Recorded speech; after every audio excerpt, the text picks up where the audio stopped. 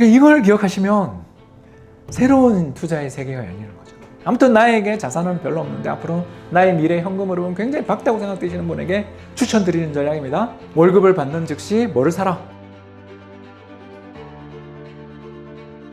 세계적인 최고의 혁신 국가가 한국이라는 겁니다. 아까 다시 돌아가자면 이렇게 투자를 하는 나라가 일거에 망한다? 뭐 우리보다 망할 나라들이 여기 천지인데 왜 우리가 먼저 망해야 되는 거예요? 결국 우리가 지금 경제가 이렇게 죽었다 살았다, 환율이 급등했다 급락했다 하는 이유는 뭐냐? 아니, 결국 답이 나온 거죠. 예, 바로 이것 때문에. 뭐냐? 예, 채찍의 끝에 있다. 즉 우리나라의 인구는 줄어들고 1인당 국민소득은 늘어날지 모르지만 인구의 감소 속도가 빠르니까 우리나라의 GDP 규모는 이제 앞으로 늘어나지 못할 거예요. 어쩔 수 없어요. 원래 대부분의 선진국은 그래요. 1인당 국민소득이 느는 게 중요하지 외형 GDP가 느느냐는 건 중요하지 않아요. 그렇지 않습니까? 1인당으로 잘 사는 게 중요하지. 그리고 그 1인당 GDP가 늘어나는 나라에서 엄청나게 생산 캐파가 는다 그랬죠 아까? 잠재 GDP가 는다 그랬잖아요. 이유는 두 가지였죠? R&D 예산 엄청나게 써가지고 우리나라 기업들이 그죠? 생산 능력들을 캐파들을 늘리고 있다 그랬잖아요. 그 결과가 이거예요. 파란 선은 미국의 산업 생산, 그리고 빨간 선은 한국의 수출인데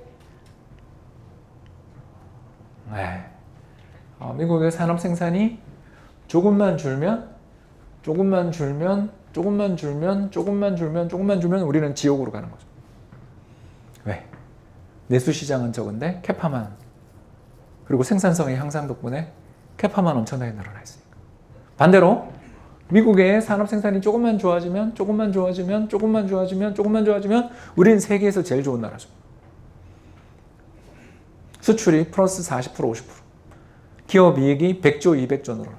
자, 우리 이런 나라에 살고 있는 거예요. 그러니까 우리나라의 정체를 모르고 투자를 하면 곤란하다.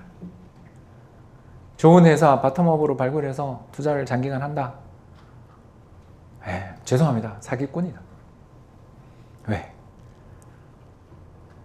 안정성장이 우리는 힘들다. 왜 안정성장이 힘드냐? 가장 대표적인 사례 하나 해볼까요? 라면 봅시다. 작년 이맘때 제가 유튜브에서 맨날 가뚝이랑 여러 회사를 사라 그랬어요. 근데 올해 어떻게 됐죠? 정부가 라면 가격 올리지 마라 그 한마디에 주가 폭락하는 거 보셨죠? 왜 그걸 제가 사라 그랬냐면 불황에는 라면 소비가 늘어나는 것도 있지만 그보다는 전 세계 옥수수랑 밀값이 폭락하는 걸 봤기 때문에 전 세계 옥수수랑 밀값이 폭락하는 중에 제품 가격은 인상됐으니까, 뒤늦게 인상됐으니까 이제 올해 마진이 폭발적으로 증가할 것이다 라는 기대를 가지고 이야기했어요. 근데 물가 안정이라는 말 한마디에 끝났죠. 그러니까 우리나라는 무슨 말이냐면요, 내수시장에서 소문 안 나게 돈 버는 게 짱이에요. 근데 그게 쉽지 않잖아요.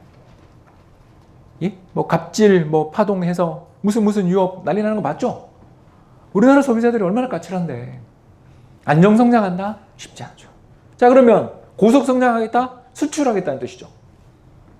그렇지 않아요? 고속성장, 수출이잖아. 그러면 수출은 누구한테 달렸는데? 선진국 소비한테 달렸지. 우리가 뭐 잘한다고 해서 정말 없던 시장을 만들어낼 수 있어요? 아이폰, 아이팟 전에 아이리버가 MP3 플레이어 얼마나 잘 만들었어요. 근데 우리나라 시장을 벗어나서 세계 시장에서 아이리버 이름을 찾을 수 있어요? 애플의 아이팟만 쓰지 아이리버 씁니까? 왜 그렇죠? 우리가 뭐 독점력, 기술력이 없어서? 아시잖아요. 선진국 소비자들은 제3세계에 있는 듣보잡 나라 회사가 뭐 만들었다라는 것 자체에 대해서 일단 모르고요. 그리고 애플이 만든 아이팟이 디자인이 또 끝내주기 이뻤잖아요. 그렇지 않습니까, 여러분? 그리고 더 개량하고 혁신시키면 거기로 간단 말입니다. 우리나라 제품들이 전 세계적으로 프리미엄 제품인 로열티를 어마어마하게 가지고 있는 수많은 소비자들에게 안정적으로 팔린다? 말도 안 되는 소리를 좀 하지 말라는 거예요. 그런 일 따윈 없다는 거죠. 아무리 잘 돼봐야 미래는 소니 정도가 맥스 아니에요? 그렇지 않습니까, 여러분? 이게 우리나라의 현실이라는 걸 딱 알면 투자에 있어서 미래가 보이죠. 수출 잘 될 때 뻗어나갈 수 있는 회사를 찾아놓자 정도가 바텀업 분석에서의 맥스인 거고, 이 회사가 그리는 미래, 지수적인 성장 이런 거는 믿으면 안 되는 거죠. 왜? 불황이 오는 순간 바로 반토막 날 거라는 걸 아니까. 두 번째 문제가 더 심각한데, 해자가 없죠. 해자를 갖추고 있는 기업이 있냐 이거죠. 공급 과잉 말고 우리나라의 경기 사이클을 설명할 방법이 없어요. 왜? 캡터가 안 된다 그랬죠. 우리나라 기업들, 우리나라 대기업들, 우리나라 중소기업들은요, 성장에 대해서 굉장히 강력한 동기를 갖고 있죠. 그래서 어느 산업이 조금만 좋아지면 다 뛰어들어요. 최근에 나타나고 있는 특징적 현상 하나 이야기해 볼까요? 2차 전지 관련돼서, 전기차 관련돼서 새로운 사업부로 확장했습니다 하면서 갑자기 공시를 하면 상한가 치죠. 자, 이게 의미하는 바가 뭘 것 같아요, 여러분? 첫 번째, 야, 우리나라 주식시장이 버블이다 라는 거고요. 그죠? 왜 버블이라고 생각하세요, 여러분? 새로 뛰어든 회사가 수익을 낼 거라고 생각하세요, 여러분? 남들이 수년에 걸쳐서 캐파를 만들고 기술을 숙련 수준을 올려놨는데 거기에 새로 뛰어들어서 걔가 돈을 번다고요? 그러면 그 기존에 있던 플레이어들은 뭐예요? 바본가? 그렇지 않아요, 여러분? 좀 이상하지 않아요? 신규 사업 진출한다고 상한가를 치다니. 그러면 기존 플레이어들은 다 바보다. 그런데 왜 기존 플레이어 주가는 그렇게 비싸죠? 답은 하나밖에 없잖아요. 시장이 미친 거지. 버블이다. 아니면 두 번째는 뭐다? 더 합리적인 이유가 있겠죠. 그렇죠. 진입장벽이 없다. 둘 중에 하나겠죠. 근데 둘 다 할 수도 있고요. 근데 후자도 설득력이 있죠. 그 돈 많은 수많은 그룹, 우리나라 SK, 삼성, LG 다 뛰어들었잖아요. 안 그런가요? 포스코까지 지금 하고 있잖아요. 이 수많은 기업들이 들어가도 될 정도로 지금 들어가도 충분히 경쟁력을 확보할 수 있다고 생각하고 들어간다는 건 그들의 머릿속에 뭐가 들어있는 거죠? 이 산업은 노모 모트다. 그죠? 그래서 우리나라는요. 자, 이거밖에 없어요. 죽었다 살았다. 죽었다 살았다밖에 없다. 추세 따위는 없는 나라다. 자, 조금 더 나가볼까요? 죽었다 살았다를 어떻게 투자에 활용할 것인가? 그림이 나와 있습니다. 너무너무 좋은 시장이다. 어떤 시장이다? 돈 벌기 좋은 시장. 이 흐름을 알고 있는 사람들에게 이 시장은 너무나 수익성이 좋은 시장입니다. 볼까요? 빨간 선 환율, 파란 선 주가. 자, 주식시장의 추세를 찾을 수 있어요? 그런 거 없죠, 그죠? 그냥 인플레 따라 조금 올라가는 거지, 바닥이 좀 올라가는 정도지 뭐 몇 년에 걸친 추세 상승장 이런 거 있어요? 그런 거 따위 없죠? 두 번째, 빨간 선 환율이죠? 환율하고 주가는 어때요? 반대로 움직이죠, 그죠? 우리 아까 다 배웠잖아요. 환율이 급등하면 물가가 오르고, 물가가 오르면 금리가 인상돼서 자산시장을 충격을 준다. 우리 다 배웠잖아요. 자, 그래서 우리나라는 환율과 주가가 반대로 갑니다. 자, 이걸 이용한 첫 번째 전략 오늘 말씀드리겠습니다. 간단하죠. 어떻게 투자하면 된다? 너무나 쉬워요. 너무나. 달러를 갖고 있자라는 거죠. 어떻게? 우리 여러분들 뭐 대다수가 20대일 거라고 믿고요. 대다수 20대들에게 직장 생활을 하던 지금 알바를 하던 해서 아무튼 현금 흐름이 생기기 시작하는 순간이 왔을 때 가장 추천하고 싶은 전략은 달러를 예금하자. 아주 간단한 거죠. 우리의 직장, 우리의 캐시플로우는 다 이 어마어마한 변동성을 띠고 있는 원화로 받아요. 그죠? 한국 기업이든 외국의 기업이든 월급을 원화로 주잖아요. 그죠? 그럼 그걸 받아서 왜 원화를 들고 있냐고요? 이상하지 않아요, 여러분? 이거는 투자의 원칙하고 완전히 위배되는 짓이에요. 내 인생은 나의 그죠? 직장 생활은 커리어는 우리 회사랑 연관되어 있는데 우리 회사는 글로벌 경쟁 속에서 한국 코스피랑 비슷하게 움직이겠죠. 자, 그러면 우리 회사가 쫄딱 망하는 날이 올 때 안 오면 좋지만 그건 모르는 거잖아요. 그렇다면 나는 나의 개인 자산은 뭘 들고 있어야 되겠다? 달러를 들고 있어야 돼. 왜? 내가 틀릴 때, 내가 잘못될 때, 우리 경제가 어려워질 때 환율이 급등할 거니까. 그렇지 않습니까? 그리고 달러를 들고 있다가 우리나라 자산시장이 붕괴되거나 힘들거나 외환위기가 났다는 등 하는 수많은 이상한 무당들이 설칠 때 감사합니다 그러고 달러를 팔아서 그때 제일 저평가된 자산을 사면 되잖아요. 참고로 저평가된 자산은 주식만이 아니죠. 예, 아파트 실거래가 어때요? 예? 환율이 급등할 때 여기 보이시죠? 환율이 급등할 때, 환율이 급등할 때 부동산 시장이 요새 왜 빠졌어요? 물으면 환율이 급등해서 물가가 많이 오르고 금리가 많이 올라섭니다 라고 대답할 수밖에 없잖아요. 어떤 분이 묻더라고요. 아, 박사님 부동산 시장에 버블이 있었기 때문 아닌가요? 맞죠? 근데 뭐 우리나라에서 언제 서울 아파트 값이 안 비싼 적 있었어요? 그렇잖아요. 그러니까 어느 정도 버블이었느냐에 대한 논란이 있을 수 있잖아요. 제 말은 우리나라 부동산 시장이 적정이다라는 말을 하는 게 아니라 부동산 시장이든 주식 시장이든 우리나라 시장의 사이클을 결정짓는 요인은 뭐다? 환율이다. 그러니까 이걸 기억하시면 새로운 투자의 세계가 열리는 거죠. 이거를 여러분한테 진짜 추천합니다. 그러니까 젊으신 분들, 자산이 없는 분들, 부모님한테 돈을 좀 받은 분은 다음 걸 보면 되고요. 아무튼 나에게 자산은 별로 없는데 앞으로 나의 미래 현금 흐름은 굉장히 밝다고 생각되시는 분에게 추천드리는 전략입니다. 월급을 받는 즉시 뭐를 사라? SOFR을 사라는 거죠. 그죠? 예, 미국 달러 예금 상장시켜 놓은 게 SOFR이잖아요. 예, 소파라고 부릅니다. 근데 그건 별로 안 좋은 어감이어가지고요. SOFR을, ETF를 사십시오. 기준, 예, 거래량 많은 거. ETF는 거래량 많은 게 장땡입니다. LP들이 위아래에서 가격을 갖다가 조정해 줄 필요도 없이 시장에서 즉각 조정이 일어나는 유동성이 높은 ETF를 사는 게 거래 대금을 비용을 최소화하고 수수료를 적게 낮추는 요인을 가집니다. 계속 할게요. 그래서 월급 100만 원, 200만 원 저축하는 여력들이 늘어날 때마다 계속 사두는 거죠. 그러다가 방송에 제가 나오기 시작하잖아요. 그죠? 홍춘욱 박사님을 모셔서 외환위기 가능성을 들어보겠습니다. 이딴 소리가 나오거든? 야, 찬스다. 박사님이 그때 나한테 이야기하셨어. 달러를 팔 찬스다. 그래서 그때 제일 싼 걸 사는 거죠. 자, 여기 부동산이 박살나면 부동산. 그죠? 이번에 부동산이 제일 많이 박살났어요. 30%, 고점에서 30% 빠졌어. 그죠? 또, 예, 사진 많이 찍으세요. 저는 빼고 찍으세요. 요새 크롭 잘 하시더라고요. 열심히 찍으시고요. 앞으로 잠깐 돌아가서 다시, 이번 여기 2020년이죠. 코로나 팬데믹 때는 집은 별로 안 빠지는데 주식이 많이 빠졌죠. 1400포인트. 일단 주식 사는 거죠.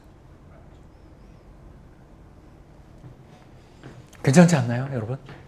이게 최고의 전략이에요. 제가 2018년 말로 모 증권사 리서치 팀장 자리를 그만두고 이제 올해로 5년째 됐는데 왜 진작 회사 생활을 그만두지 않았나 후회할 정도로 잘 되고 있습니다. 물론 책이 잘 팔렸기 때문이고요. 여러분들이 제 책을 많이 사주셔가지고 돈의 역사 많이 사주셔가지고 제가 그 덕도 많이 봤어요. 근데 여러분 아시는 것처럼 책 팔아서는 수억 벌기 힘들거든요. 대부분 달러 스위칭으로 돈을 벌었습니다. 이거 이상의 수익을 주는 자산은 없어요. 이게 최고입니다. 왜? 너무 자주 온다. 한 번, 두 번, 세 번, 네 번, 다섯 번. 15년 사이에 5번 하죠. 3년에 한 번씩 와요. 그러니까 기업 분석도 제가 애널들한테 맨날 하는 이야기가 10년 땡겨오지 말라고 제발 좀. 3년만 해도 충분하다 한국은. 왜요 박사님? 야 3년마다 천당 지옥이 바뀌는데 그 뒤에 게 그게 무슨 의미가 있냐. 너 열심히 노력한 건 알겠는데 3년에 집중해. 뒤는 선을 그어라 그냥. 프로젝션이잖아요. 그런 이야기를 많이 한다. 이게 첫 번째 했어요. 스위칭 투자가 정말 좋은 전략인데 어렵죠. 왜 어려운가? 돈을 쉽게 벌 수 있을 것 같은 그 시기에 나는 달러를 사야 돼. 이게 진짜 쉽지 않거든요, 여러분. 시장이 버블이 되고요. 누구나 돈을 쉽게 벌 수 있는 것 같은 그 순간에 달러를 사야 돼. 이게 쉬운 일이 아니에요. 저는 30년 일을 했으니까 이 전략을 한 15년째 하고 있거든요. 그러니까 30년 애널리스트 커리어 중에 15년 지나서 배웠어요. 이렇게 하면 된다. 근데 여러분들이 처음부터 이걸 하기 어렵다라면 두 번째 방법이죠. 이거는 특히 자산을 좀 축적하신 분들한테 굉장히 좋습니다. 어떻게 하면 된다? 둘 다 사는 거죠. 한국 주식도 사고 달러 예금도 가입하는 거죠. 이해되세요? 이러면 우리 인생에 불편함이 없죠. 둘 다 사면 어차피 인플레에 의해서 그리고 외화예금의 이자에 의해서 주식의 배당에 의해서 우상향하죠. 여러분 그렇지 않습니까? 자산 가격이라는 것은 두 가지 이유로 우상향해요. 인플레이션과 현금 흐름 때문에 우상향한단 말이에요. 그렇지 않습니까? 그런 자산을 둘 다 사는 거죠. 그럼 어떻게 되냐? 이 중간에 있는 이 빨간 선이 5대5 포트폴리오, 반반 포트폴리오. 어때요? 네, 우상향하죠. 그리고 97년 외환위기, 2008년 글로벌 금융위기가 티가 안 난다. 이게 정말 좋은 전략이죠. 이 전략을 더욱더 좋게 만드는 건 리밸런싱. 리밸런싱이 뭐냐 하면, 자, 이제 우리 그냥 이야기, 이게 사례예요. 내가 한 2천만 원 모았어요. 1년 동안 열심히 첫 직장 취직해가지고 부모님 내복만 좀 사드리고, 요새는 내복 안 사드리고 상품권 좋아하십니다. 제가 부모 돼 보니까 상품권이 최고예요. 요새 내복 안 입어요. 그러니까 상품권 주세요, 상품권. 그 상품권을 받아서 엄마한테 딱 드리고 아빠한테 딱 드리고 난 다음에 모을 거 아닙니까? 특히 둘이 모으면 더 빨리 모으는 거 알죠? 남친, 여친, 그리고 사랑하는 사람이 있으면 같이 모으는 게 최고 좋습니다. 아무튼 간에 열심히 모으기 시작을 하는데 그냥 매년 1,000만 원씩 한국 주식, 1,000만 원씩 미국 달러 이렇게 사는 식으로 투자를 하는 거지 말고 1년에 한 번 연말정산 받을 때 2월이죠. 2월 달에 1년 동안 냈던 세금을 돌려받는 달이 있습니다. 그때가 대부분 13월에 월급 막 이러면서 돈을 돌려받아요. 여러분들 대부분 돌려받습니다. 왜냐하면 여러분들이 취직하시면 부모님들이 전부 부양가족이 올라가거든요. 이거 안 해서 그런데 다 그걸 하게 돼 있어요.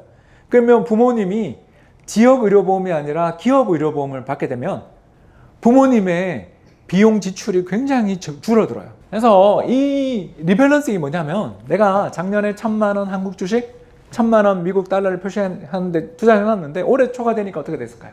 한국 주식 700만 원 돼 있을 거고 그렇지 않나요? 한국 주식 700만 돼 있어도 잘한 거지. 그렇죠? 어떤 사람들은 500도 돼 있고 400도 돼 있었죠. 자, 그런데 비해서 환율 어때요? 1,400원 돼 있으니까 그 한 1,300 돼 있겠죠. 그렇지 않나요? 올해 연초 환율이 1,400원이었으니까. 자, 이제 여러분 제가 뭔 말하는지 아시겠죠? 주식은 700만 원 돼 있고 달러는 1,300만 원 돼 있잖아. 자, 그러면 내가 올해 또 2천만 원을 투자할 거잖아. 열심히 저축해서. 이게 목표예요. 증권사들 요새 웬만한 신입사원들 연봉 다 한 4천, 5천 하니까 입과 깨물고 저축하면 200씩, 월 200씩, 연 2천 할 수 있어요. 할 수 있다고 생각하고 하는 거지. 그래서 리밸런싱을 해주는 거예요. 2천만 원을 들고서 어떻게 한다? 많이 빠진 한국 주식은 1,300을 넣고 많이 오른 미국 달러 표시 채권이나 예금은 700만 원만 넣는 거죠. 그래서 둘 다 2천을 또 만들어주는 거죠.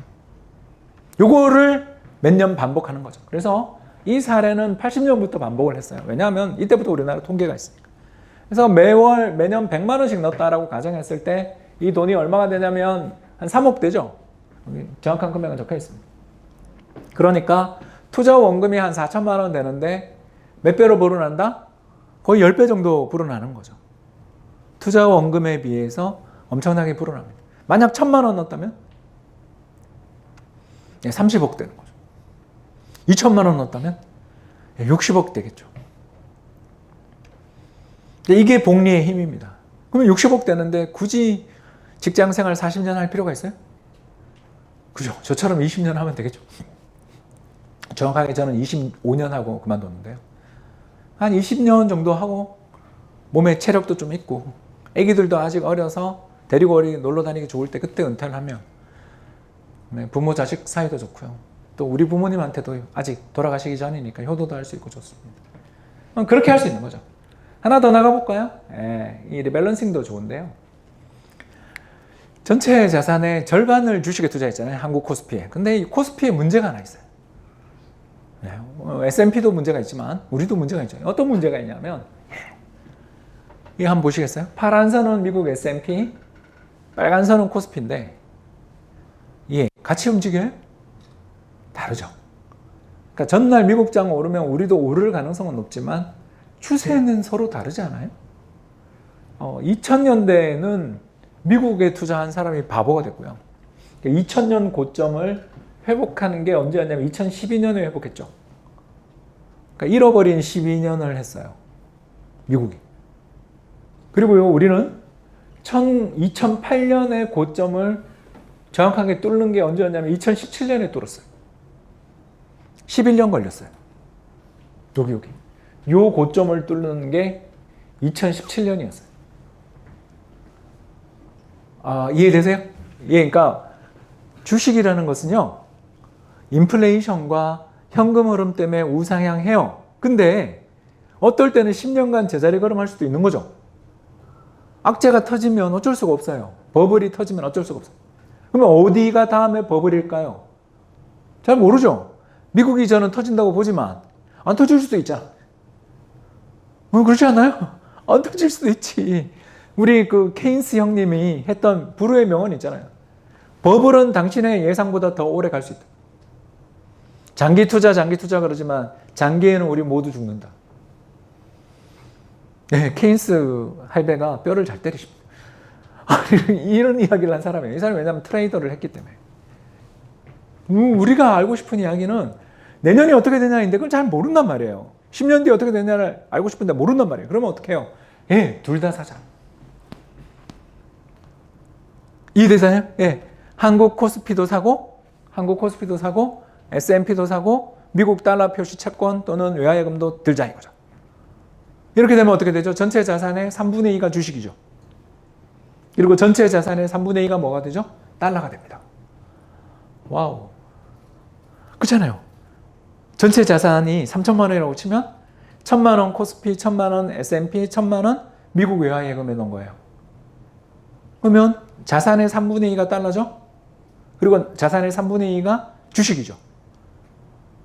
어때요? 예, 수익률은 좋아지고 위험은 내려가겠죠. 왜? 주식시장 붕괴될 때 환율이 급등하잖아요. 그죠? 그러니까 미국 달러를 들고 있었으면 작년에 똔똔이거든요. 미국 S&P가 30% 빠졌는데 환율이 30% 올랐잖아요. 그죠? 한국 30% 빠진 건 그냥 알로 깨지는 거지만 미국 30% 빠진 건 우리랑 상관없어요.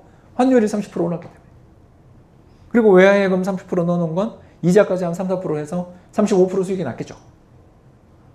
이런 식으로 투자를 하는 거죠.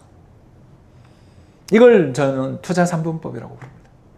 오늘 가르쳐드린 전략 3가지를 다시 요약하겠습니다. 첫 번째, 어떻게 한다? 예, 달러 스위칭 하자. 저축은 어떻게 한다? 외화 예금으로 한다. 다시 합니다. 여러분 취직하면 달러 예금부터 가입하시라. 그게 힘들면 SOFR, 미국의 외화 예금에 가입해주는 인덱스를 사자. 그렇게 사서 한 3년에 한 번씩 나라가 망하니까. 그죠? 4년에 한 번 할 수도 있어요. 근데 그거는 드물더라고요. 보통 2, 3년마다 망합니다. 그래서 맨날 우리나라의 정치판이 그렇잖아요. 쟤 때문에 망했어요. 그런데 서로 계속 돌아가면서 쟤 때문에 망했어요. 그러고 있잖아요. 그렇지 않습니까? 우리나라는 원래 그런 나라예요. 왜 이런 나라가 됐는지 이제 우리 다 배웠잖아요. 너무 우리가 캐파를 잘 증설시키고 좁은 내수시장을 벗어나서 기업들이 전부 새로운 혁신산업, 새로운 신산업 진출을 너무나 좋아하는 나라이기 때문에 캐파가 너무 빨리 는다 그랬죠. 우리 신사업 진출 상한가 아까 이야기했던 거 기억나시죠? 이게 우리는 일상화되어 있고 체화되어 있는 나라라 캐파가 너무너무 빨리 늘어나는 나라예요. 근데 여러분들 뒤에 동생들 40만 명, 30만 명 태어나고 있잖아요. 여러분들은 전부 다 80만 명이 수능 칠 때 밑에 애들은 40만 명이 수능 친단 말이에요. 그렇죠? 인구 집단들이 점점 줄어드는 나라에서 여러분들은 이제 새로운 시장의 문을 열고 들어가시는 분들이지만 나라 전체의 수요는 줄겠죠. 자, 내수시장 벗어나서 해외로 갈 수밖에 없는데 우리나라 경제 외부의 충격들, 뭐 미국에서 테러가 났다, 중국에서 전염병이 돌았다, 유럽에서 전쟁이 났다 그럴 때마다 우리는 박살나죠. 어느 나라에서 사고가 터지든 우리는 박살나죠. 왜? 캐파가 크니까. 브랜드 따위는 없으니까. 그렇다면 우리가 먹고 살 길은 뭐냐? 달러를 들고 있는 거다. 요거를 기억하시는 분들에게 최고의 전략이 뭐다? 달러 스위칭 전략. 두 번째, 달러 스위칭 전략이 너무 무섭단 말이에요. 올인해야 되니까. 인생을 올인해야 되는 리스크를 져야 되니까. 그게 무섭다라면 특히 자산이 모이고 나면 더 무섭겠죠. 1억, 2억 모았는데 이걸 한 방에 내가 지금 환율 급등할 때 다 팔아서 한국 주식을 산다고? 떨어지는 칼날을 산다고? 부들부들 떨리죠. 그런 분들한테, 간이 작은 분들한테 어떻게? 반반 투자. 한국 주식 절반, 미국 달러 절반 사서 1년에 한 번씩 연말정산할 때마다 그냥 내가 저축한 돈을 가지고서 5대5로 메워나가는 거죠. 이게 제일 쉬워요. 이 연평균 수익률 얼마다? 7%. 너무너무 좋은 전략이죠. 근데 이 전략이 마음에 안 드는 사람들이 또 있어요. 뭐죠? 조금 더 수익이 날 방법 없네요. 주식이 너무 적은 거 아니냐. 이렇게 생각하시는 분들한테 한국 주식 3분의 1, 미국 주식 3분의 1, 미국 달러 표시 채권이나 외화예금 3분의 1 하는 3분법. 그리고 3분법을 하면 이렇게 됩니다. 예, 반반 전략에 비해서 약간 나아요. 반반 전략에 비해서 약간 낮습니다. 이제 대신에 이제 리스크를 부담한 거죠. 주식을 전체 자산의 3분의 1을 넣었으니까. 대신에 수익률은 어때요? 높죠. 5억 됩니다. 네, 그래서 40년 투자하면 투자 원금 4천만 원으로 40년 투자하면 얼마가 된다 하면 4억이 넘으니까 10배가 더 나죠. 만약 2천 넣었다면 2천만 원 넣었다면 100억이죠. 거의. 우리나라 상위 1% 커트라인이 얼마냐면 29억 원입니다. 순자산 기준, 가구 순자산 기준 우리나라 상위 1% 커트라인이 29억 정도 됩니다. 여러분들은 직장생활 20년, 30년 안 해도 되는 거죠. 이 정도 수익이 난다면. 근데 물론 이걸 100% 할 수는 없어요. 왜? 두 가지 문제가 있어요. 이거는 그거에 불과해요. 시뮬레이션에 불과해요. 한 5분만 더 할게요. 시뮬레이션에 불과한 이유는 두 가지인데요. 첫 번째, 수수료 때문입니다. 여러분들이 간절하게 취직을 원하고 있는 수많은 금융기관들은 우리에게 높은 수수료를 부과합니다. 그렇죠? 그렇기 때문에 수수료율이 들어가서 저걸 한 1% 정도 떨어뜨릴 거예요. 그게 큰 비용이 됩니다. 두 번째가 뭘까요? 자산 규모, 운용 자산 규모가 8억 정도 넘어가기 시작하면 금융종합과세에 걸릴 겁니다. 그러면 금융종합과세는 여러분들의 월급과 금융소득을 합산해서 세금을 때리기 때문에 대부분 세율이 50%입니다. 그러니까 2억 벌면 1억은 정부가 세금으로 걷어갈 겁니다. 자, 이 문제를 해결하는 방법이 하나 더 있죠. 이제 이거는 추가적인 보너스입니다. 안 해도 돼요. 근데 이것까지만 해도 돼요. 여러분들은 이제 20대니까 아직 이 걱정 안 해도 돼. 근데 그래도 잘 되는 친구들 있잖아요. 그래서 오늘 세 가지 전략을 해놓고 네 가지 전략을 하게 돼서 5분만. 이게 바로 뭐냐 하면 이걸 가면 돼요. 뭘 하면 되냐면 미국 주식 대신에 미국 리츠를 사는 거죠. 이게 또 굉장히 좋은 전략이죠. 왜? 한국에 미국 리츠가 없거든요. 전부 한국에 상장되어 있는 다우 무슨 리츠 이렇게 되어 있어요. 근데 전부 옆에 H 붙어 있는 거 아시죠? 환해지가 되어 있어요. 근데 우리는 지금 달러에 투자해서 돈 벌 생각하는 사람들인데 환해지 된 걸 왜 사요? 그죠? 그리고 환해지 된 상품들은 수수료가 굉장히 비쌉니다. 그러니까 우리가 1% 수익 차이로 얼마나 큰 성과 차이가 나는 줄 다 봤는데 수수료 센 상품 절대 하면 안 되겠죠? 자, 그렇다면 뭘 산다? 미국의 리츠를 사는 거죠. 미국의 리츠를 사는데 미국 리츠 괜찮아요? 라는 분이 있지만 이 그림 보시면 알겠지만 한국이나 미국이나 다 할 거 없이 전 세계 부동산 가격은 동조화돼서 같이 갑니다. 왜 그럴까? 생각해보면 이유는 두 가지죠. 그죠? 첫 번째는 우리나라 경제가 미국 경제에 너무 연관이 많이 되니까. 우리 아까 배웠잖아요. 미국의 산업 생산이 플러스 나면 우리 수출 플러스 20%. 미국의 산업 생산이 마이너스 가면 우리나라는 수출 마이너스 20%. 이거가 너무 강하니까 선진국 경기 따라가는 수밖에 없잖아요. 그죠? 이건 피할 수 없다. 두 번째.